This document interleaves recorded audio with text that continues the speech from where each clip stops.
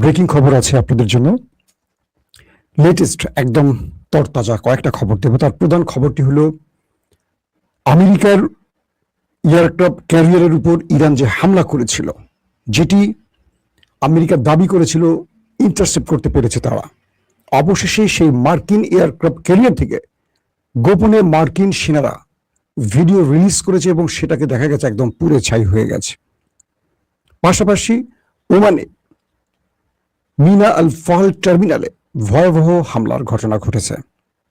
প্রশ্ন হলো, ওমানে হামলা করলো কারা? 3 নম্বর গুরুত্বপূর্ণ খবর, আমেরিকার শক্তিশালী সামরিক স্থানগুলো এখন ইরান টার্গেট করছে। ইরানের মূল পরিকল্পনা কি আসলে? আর থাকবে তুরস্কের পররাষ্ট্রমন্ত্রী হাকান ফিদানের বাংলাদেশ সফর নিয়ে কিছু আলোচনা। দর্শক, ইরানের পররাষ্ট্রমন্ত্রী লেবাননের আল মায়াদিন গণমাধ্যমে একটি ইন্টারভিউ দিয়েছেন। সেখানে তিনি খুব খোলামেলা কিছু বক্তব্য দিয়েছেন। আব্বাস আরাকচি বলছেন, ইরান এমন এক জাতি যারা কখনো পরাজয় মেনে নিতে পারে না বা মেনে নেয় না। তারা যদি বুঝতে পারে তাদের সামনে পরাজয়, তখন তারা অনির্ধারিত একটা লড়াইয়ের দিকে এগিয়ে চলে। যারা পৃথিবীর হিস্ট্রি জানে, তারা পার্সিয়ান সাম্রাজ্যের বা সভ্যতার ইতিহাস জানে। যখন ইরান 7-8 বছর টানা যুদ্ধ করেছে, ইরাককে আমেরিকা ফুল সাপোর্ট দিয়েছে, তখনও ইরান হার মানেনি। এবার ইরান প্রমাণ করবে তারা আমেরিকার কাছে পরাজিত হবে না, আর ইরান লড়াইটা করছে জয়ের জন্য। কে বলছেন? Abbas Araghchi. আব্বাস আরাকচি কথাটা কিসের ভিত্তিতে বললেন?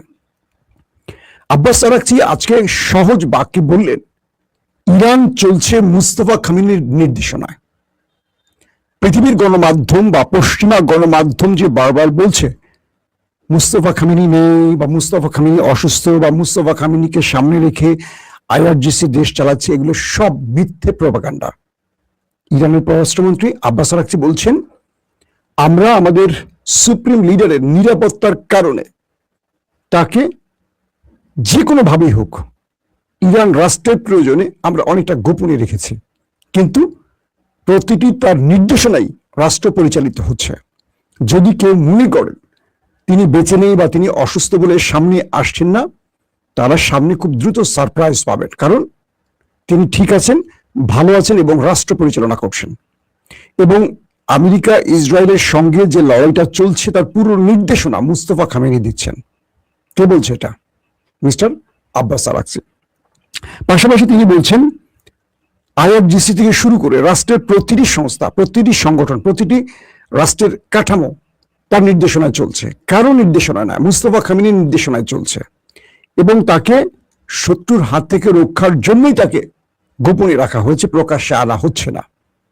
তার মানে আব্বাস আরাকচি এই বক্তব্যের মাধ্যমে আমরা এটা স্পষ্ট হয়ে গেলাম, মুস্তফা খামেনি বেঁচে আছেন। আমেরিকা যে বারবার বলছে বা পশ্চিমা গণমাধ্যম যে তাকে সামনে আনার জন্য প্ররোচিত করছে বিভিন্ন প্রোপাগান্ডার খবর দিয়ে, এটিকে আবারও প্রমাণ করে দিল ইরান মিথ্যা। কারণ একটা দেশের পররাষ্ট্রমন্ত্রী এতটা জোর দিয়ে মিথ্যা বলতে পারেন না। 2 নম্বর, ইরান যেটা করে, ধরেন ইরানের বিরুদ্ধে আমেরিকা ইসরায়েল যখন অ্যাটাক করেছে, তখন তারা বলেছে অমুককে মেরে ফেলেছি, তমুককে মেরে ফেলেছি। ইরান কিন্তু চুপ থাকে, 2 ঘন্টা পর, 6 ঘন্টা পর বা 8 ঘন্টা পর স্বীকার করে। অর্থাৎ ওই সময়টা তারা চুপ থাকে, সরাসরি বলে না যে ইসরায়েল মিথ্যা বলছে, তারা মরেনি, তারা বেঁচে আছে, এটা বলে না। ইরান চুপ থাকে। চুপ থেকে ইরান তার সঙ্গত সময়, কৌশলী সময় তারা সেটাকে প্রকাশ করে। কিন্তু মুস্তফার ক্ষেত্রে প্রেসিডেন্ট মাসুদ পেজিশকিয়ান স্পষ্ট বার্তা দিয়েছেন এর আগে। এবার আব্বাস আরাকচি স্পষ্ট বলছেন তার নির্দেশনায় পুরো ইরান চলছে। দর্শক, 2 নম্বর যে বিষয়টি তিনি বলছেন, ইরানকে আঞ্চলিক পরাশক্তি ভাবতে হবে আমেরিকাকে। আমেরিকা যদি মনে করে যে তারা ইরানে এসে রেজিম চেঞ্জ ঘটিয়ে যা খুশি তা করে যাবে, বা ইরানে হামলা করে এখান থেকে তারা তাদের স্বার্থ পূরণ করে যাবে, এটা আমেরিকার ভুল সিদ্ধান্ত। কে বলছেন? Abbas Araghchi. তিনি বলছেন ইরান একটি আঞ্চলিক পরাশক্তি এবং আমেরিকাকে এই পরাশক্তি ভেবেই আগামীতে ইরানের সাথে সম্পর্ক বা শত্রুতা করতে হবে।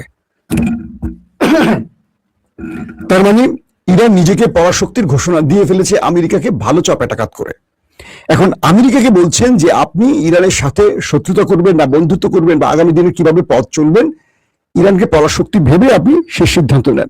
পাশাপাশি তিনি বলছেন লেবাননের বৈরুতকে ধ্বংস করার জন্য ইসরায়েলি চক্রান্ত ইরান ব্যর্থ করে দিয়েছে, কারণ এই বৈরুতে বড় রকম আক্রমণের পরিকল্পনা ছিল নেতানিয়াহুর। পরবর্তী ইরান ঘোষণা দিয়েছে লেবাননের বৈরুতে যদি ইসরায়েল কোনো বড় আক্রমণ চালায় সেক্ষেত্রে ইরান ইসরায়েলের সাথে যুদ্ধে জড়িয়ে পড়বে এবং পুরোপুরি অ্যাটাকে চলে যাবে। এই ঘোষণার পর পাশাপাশি বলছে যুদ্ধবিরতি ভেঙে ফেলবে ইরান, মানে আমেরিকার সাথে লড়াই শুরু করবে। এই ঘোষণার পর ট্রাম্পের চাপে বৈরুতের আক্রমণ থেকে সরে এসছে নেতানিয়াহু, কিন্তু দক্ষিণে লেবাননের দক্ষিণে এখনো হামলা চলছে। আজকের রিপোর্ট অনুযায়ী সেখানে এ পর্যন্ত 3,500 লেবানিজকে হত্যা করেছে দখলদার বাহিনী। তবে এর মধ্যে তাদেরও প্রচুর সেনা হতাহত হয়েছে মুক্তিকামী বাহিনীর হাতে। পাশাপাশি তাদের রকেট এবং মিসাইল অ্যাটাকে ওই দেশটির ভেতরে, নেতাকাকুর দেশটির ভেতরেও অনেকের প্রাণ গেছে এমন খবর পাওয়া গেছে, যদিও ইসরায়েল সেটিকে অ্যাডমিট করছে না। পাশাপাশি তিনি আরো বলছেন যে আমরা লেবাননের উপর হামলার বিষয়টিকে গভীর পর্যবেক্ষণ করছি, যদি ওই দেশটি লিমিট ক্রস করে তাহলে আমরা এই যুদ্ধবিরতি আর রাখবো না, আমরা সরাসরি আক্রমণে চলে যাব এবং আমরা সেইভাবে প্রস্তুতি নিয়ে রেখেছে। দর্শক, এর মধ্যে খুব গুরুত্বপূর্ণ আরেকটি খবর চলে এলো, ওমানে একটা বড় আক্রমণ হয়ে গেছে। ওমানটা কে? ওমান হলো আমেরিকার মিত্র, ওমান হলো ইরানের মিত্র। প্রথম থেকে এই ওমান চেষ্টা করছিল দুই দেশের মধ্যে মধ্যস্থতা করতে যাতে যুদ্ধটা না বাড়ে। শেষ পর্যন্ত ওমানের সাথে আমেরিকার শত্রুতা তৈরি হয়ে গেল এবং ডোনাল্ড ট্রাম্প বলেছিল ওমানকে বোমা মেরে উড়িয়ে দেবেন, কারণ ওমান ইরানকে সাপোর্ট করছে। এবং হরমুজ প্রণালীতে যে টোল আদায়ের বিষয়টি, এক পাশে ইরান এক পাশে ওমান, একটা সাগরের যে মানে কি বলবো গলি বা যে পথ, সরু পথ, এক পাশে হরমুজ এক পাশে ওমান, দু রাষ্ট্র মিলে এটিকে দেখভাল করবে এবং এখান থেকে টোল আদায় করবে এবং রাষ্ট্রের কোষাগারে সেই অর্থ যোগ করবে। তার মানে ইরান নয়, এখানে ওমানেরও স্বার্থ বা লাভ আছে। তো এই জন্য আব্বাস আরাকচি ওমান সফর করে বিষয়টিকে চূড়ান্ত করার পর ওমান ইরানের পক্ষে দাঁড়িয়ে আছে, একমাত্র গালফ রাষ্ট্র যারা এখন পর্যন্ত ইরানের আক্রমণের মধ্যে পড়েনি। ইরান গালফের প্রতিটি দেশে আক্রমণ করলে ওমানে সেই অর্থে বড় কোনো আক্রমণ করেনি, কারণ ওমান ইরানের বন্ধু হয়ে তার পাশে দাঁড়িয়েছে। তো এর জন্য ওমানে বোমা মেরে উড়িয়ে দেওয়ার হুমকি ডোনাল্ড ট্রাম্প দিয়েছিলেন। আজকে দেখা গেল কি, গত 2-3 দিন সিরিজ অ্যাটাক চলছে বাহরাইন, কুয়েতে। আজকে ওমানের একটি মিনা আল ফাহাল টার্মিনালে ভয়াবহ অ্যাটাক হয়েছে এবং বলা হচ্ছে যে সেখানে যে ওয়েল লোডিং এর যেই কি বলবো সিস্টেম, সেটাকে বন্ধ রাখা হয়েছে। এখন প্রশ্ন উঠছে যে ওমানে হামলাটা করলো কারা? ইরান বলছে যে আমরা ওমানে হামলা করিনি, করবো না, এটা আমাদের বন্ধু রাষ্ট্র। আমরা কুয়েতের বিমানবন্দরেও হামলা করিনি। আইআরজিসি কে মার্কিন যুক্তরাষ্ট্র দায়ী করে বলছে এটা আইআরজিসি করছে। আইআরজিসি বলছে যে এটা প্যাট্রিয়ট ব্যবস্থার ভুল পরীক্ষা বা প্যাট্রিয়ট ব্যবস্থার কোনো অসাবধানতার জন্য, বা আমেরিকা নিজেরাই কোনো স্যাবোটাজ করতে পারে। এটা ইরান করেনি। ইরান যেটা করে সেটা অ্যাডমিট করে, এটা ইরানের পক্ষ থেকে জানানো হয়েছে। আর ওমানের বিষয়টি বলা হচ্ছে যে ওমানের সাথে আমেরিকার তিক্ততা, আমেরিকা হয়তোবা তারা সেখানে কোনো ফলস ফ্ল্যাগ অপারেশন করেছে, কিন্তু স্বীকার করছে না। ইরান বলছে যে ওমানে আমরা হামলা করিনি, এটি ইসরায়েল করতে পারে। ইসরায়েলের দিকে হাত তুলেছে ইরান। ওমান এই ব্যাপারে এখনো কিছু বলেনি, তারা ওয়েল লোডিং সাসপেন্ড রেখেছে। আস্তে আস্তে হয়তো বেরিয়ে আসবে। ইরান বলছে আমরা ধারণা করছি ওই দেশটির নাম বলে, তবে সেটিও বেরিয়ে আসবে। এখন প্রশ্ন হলো, ডোনাল্ড ট্রাম্প যে ওমানকে উড়িয়ে দেওয়ার ঘোষণা দিয়েছেন, এটা কি তার নীরব কোনো খেলা কিনা? কারণ ওমানের উপর আমেরিকা ইসরায়েলের রাগ এখন অনেক বেশি, কারণ এই ওমানই রয়েছে মার্কিন ঘাঁটি, আবার সেই ওমানের সাথে ইরানের সখ্যতা, আর তাই আমেরিকার এখন কুনজরে পড়েছে ওমান। এর মধ্যে মার্কিন গণমাধ্যম সিএনএন থেকে শুরু করে বড় বড় গণমাধ্যমগুলোতে একটা ফুটেজ, একটা সংবাদ খুব বড় করে ব্রেকিং আকারে প্রকাশিত হচ্ছে। সেখানে দুদিন আগে ইরান মার্কিন এয়ারক্রাফটকে যে টার্গেট করেছিল, আমেরিকা বলেছিল যে ইরানের সেই অ্যাটাক তারা ইন্টারসেপ্ট করেছে, কিচ্ছু হয়নি। ইরান বলেছিল আগুন ধরে গেছে, আমেরিকা বলেছে কিচ্ছু হয়নি। পশ্চিমা গণমাধ্যমগুলো আমেরিকার পক্ষে খবরটা প্রচার করেছিল। আজকে সেই এয়ারক্রাফট ক্যারিয়ার থেকে মার্কিন একজন সেনা গোপনে ভিডিও রিলিজ করেছে, নাম প্রকাশ অনিচ্ছুক রেখে। সেখানে দেখা গেছে এয়ারক্রাফট ক্যারিয়ারটাকে একদম 12টা বাজিয়ে ফেলছে, আগুনে পুড়ে ভেতরটা পুরো জিলজিলা হয়ে গেছে। জিলজিলার অর্থ কি ভাই? এটা নতুন শব্দ বের করলাম। সোশ্যাল মিডিয়া অনেক শব্দ বলা খুব কঠিন, এই শব্দের জন্য অনেক সমস্যায় পড়তে হয়। তো যাক, নতুন একটা শব্দ বের করলাম, জিলজিলা। বাংলা অভিধান চেক করে দেখতে হবে অর্থ কি। তো এই ভিডিওটি রিলিজ করার পর তিনি বলছেন, তার নাম প্রকাশ না করে বলছে যে ইরান যখন হামলা করেছে এই পুরো এয়ারক্রাফট ক্যারিয়ারের ভেতরে আগুন ধরে গেছে ভয়াবহভাবে, যদিও আমেরিকা সেটা স্বীকার করেনি। তার মানে কি দাঁড়ালো? ইরান যে অ্যাটাকগুলো করছে সাম্প্রতিক সময় একদম মার্কিন যুক্তরাষ্ট্রের কলিজার ভেতরে করছে, কিন্তু আমেরিকা স্বীকার না করলেও সেটা সত্য। আন্তর্জাতিক গণমাধ্যমগুলো বলছে ইরানের সাম্প্রতিক অ্যাটাকগুলো যুদ্ধবিরতির পর, আগে তো ইরান করছে ম্যাসিভ আকারে। আমেরিকা যে উত্তেজনা ছড়াচ্ছে বারবারই ড্রোন পাঠিয়ে, যুদ্ধ বিমান পাঠিয়ে, রিফুয়েলিং ট্যাঙ্কার পাঠিয়ে, তার প্রত্যুত্তর যে ইরান দিচ্ছে সেইখানে আমেরিকার অনেক ক্ষতি হয়েছে। একটি হলো এয়ারক্রাফট ক্যারিয়ার, প্রায় 5-6টা MQ-9 রিপার ড্রোন, তারপর তাদের F-35, তারপর তাদের আছে, এগুলো কিন্তু যুদ্ধবিরতির পরের, যুদ্ধের মধ্যে না, যেটা 40 দিনের যুদ্ধ তার পরের কথা বলছি। এরপরে রয়েছে তাদের রিফুয়েলিং ট্যাঙ্কার। ব্যাপক ক্ষতি হয়েছে এর মধ্যে। যখনই তারা ইন্টারন্যাশনাল বা আন্তর্জাতিক জলসীমায় ঢুকছে, ইরান শুট করছে। ইরান আমেরিকাকে তোয়াক্কা করছে না। তো বলা হচ্ছে যে মার্কিন যুক্তরাষ্ট্রের শক্তিগুলোকে দুর্বল করার জন্য ইরান এই খেলাটা নেমে পড়ছে।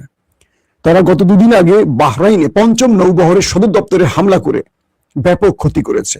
আমেরিকা স্বীকার করেনি, পরক্ষণে গণমাধ্যমের স্যাটেলাইট ইমেজে দেখা গেছে সেটাকে মোটামুটি লন্ডভন্ড করে দিয়েছে।